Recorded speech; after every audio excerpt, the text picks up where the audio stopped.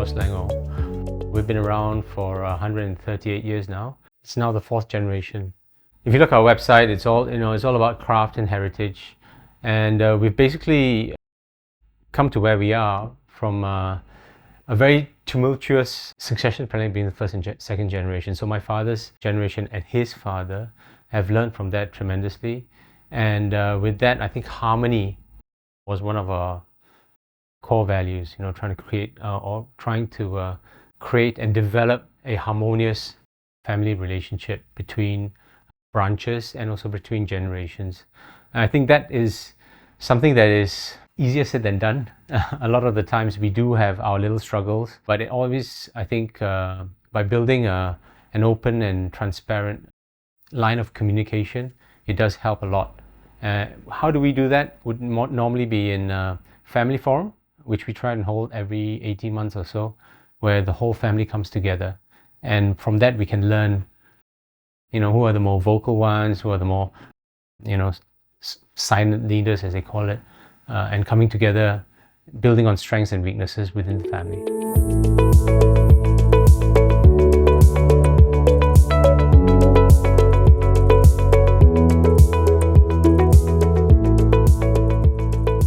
So I can only speak from experience here because I'm not a family practitioner or anything.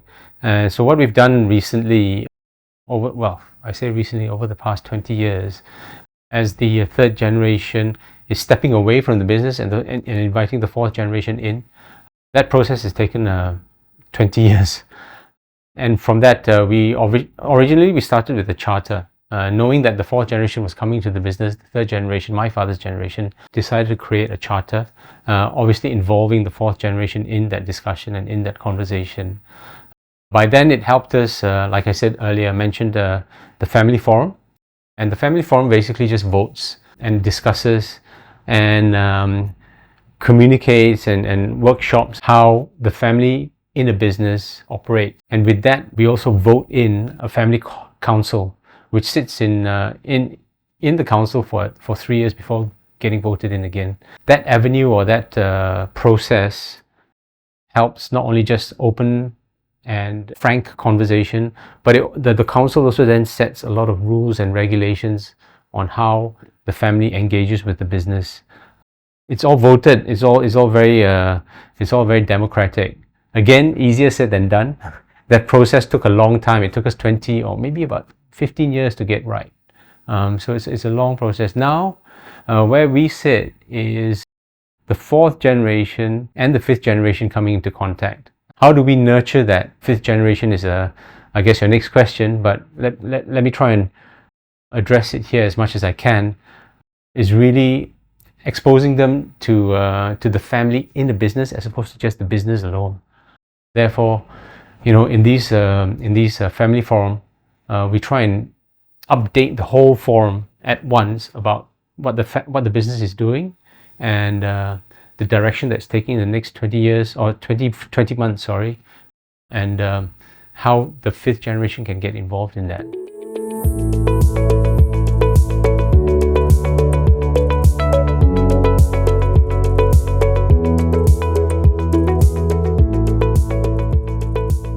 So that's the intro, right? Every family forum, a family forum happens during a family retreat.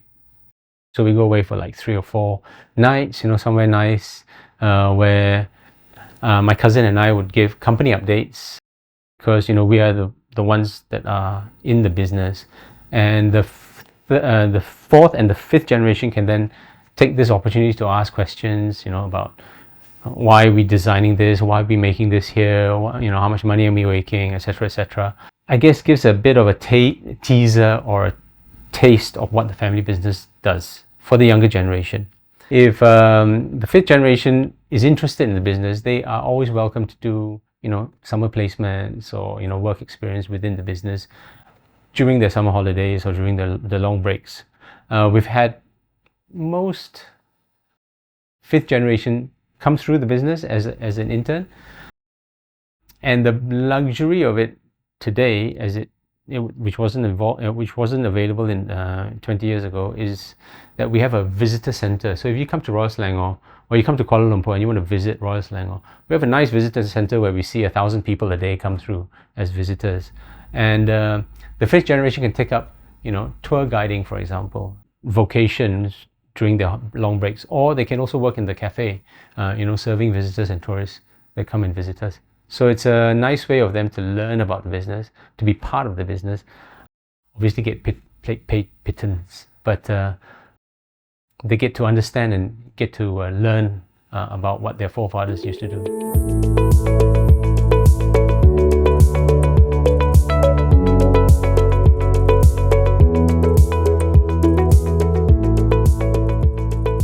We really expose the brand, expose business, expose specialist skills which may or may not attract the younger audience or the younger generation.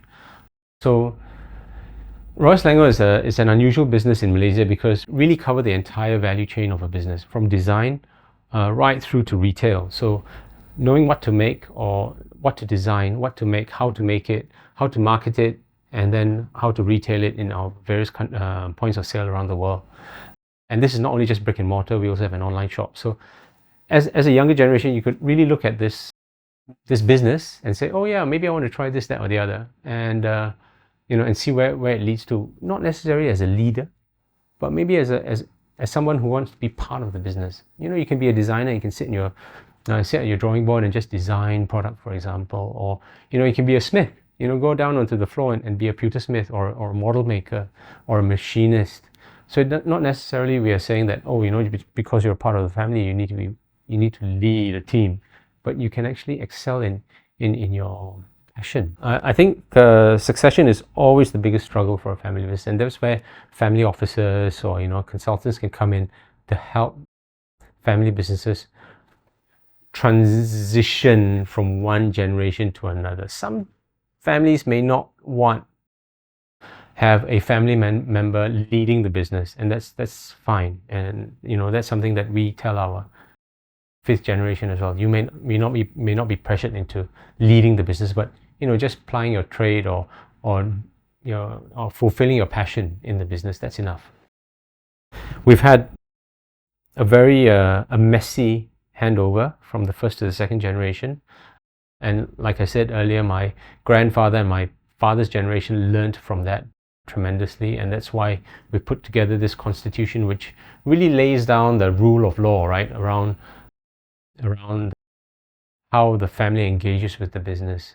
And I think with that, when my father's generation came into the business, they really didn't have much of a choice, because it was just after the Second World War, and my grandfather had to muster all the different people around him in the community to help him run the business. And the first thing that he would look at would be his children, and that's how they did it. But when we then started to formalize the management of the business, meant that my grandfather gave equal share to all his children, including the women, which was very unusual at the time for a Chinese-run family business. So everybody had equal share, and I think that transition is really a success story, because he really valued my aunts as much as my father and my uncle, which is very unusual again for a Chinese Malaysian family business.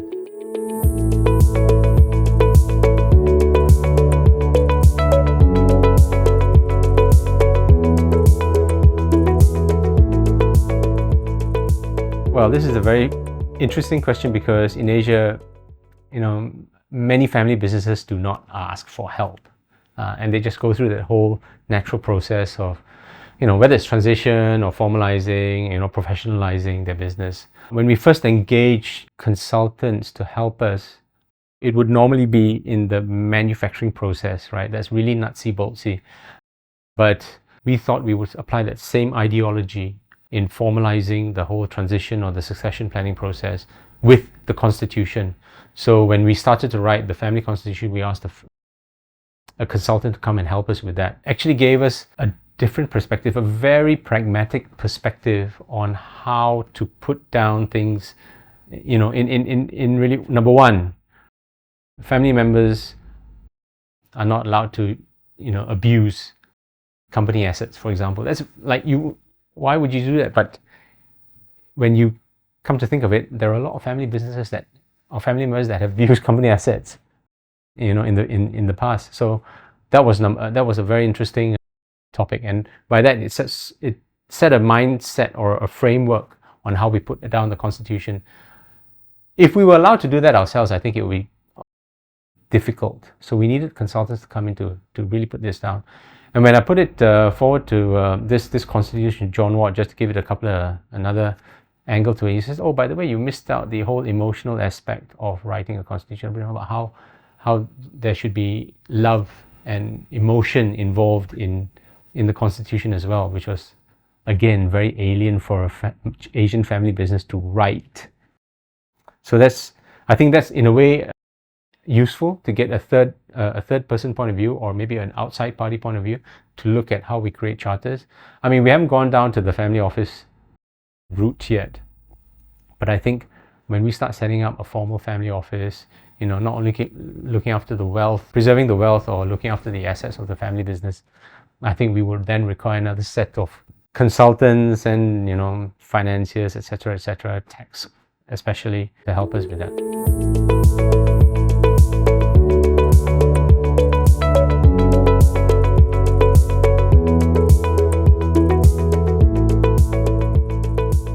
I think my skills that I've learned, or in my previous experience anyway, my previous work experience, has been very technical based. When coming to a technical problem, it's easy for me to solve. Whether it's on the line, or whether it's a product that needs a bit of a technical input, it comes very natural to me. Looking at engineering drawings, floor plans, etc., it's very, very easy for me. When my father asked me to join the family business, I said, "Wait, hang on a minute. Can I just put myself into a more management framework and go to business school and learn some management skills?" And that's how I had to make that conscious decision to move away from a technician or a technocrat to more of a leadership role. I don't like to use the word leadership. I think I'm more of a steward as opposed to a leader.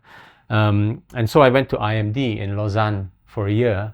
I brought my young family with me. They had a great time. I was sleeping no more than 4 hours a night, reading case studies, but it was a good way of getting my mind out of an engineering thing to more of a management environment. It has somewhat worked for me or not, but I think I've joined many different organizations throughout my professional career. So one is Entrepreneurs Organization, where I learned how to run businesses, to the Family Business Network, which is very, very helpful, not just for me, but also my peers and my other colleagues in the organization to navigate and to manage and to nurture the different dynamics in the family and the business.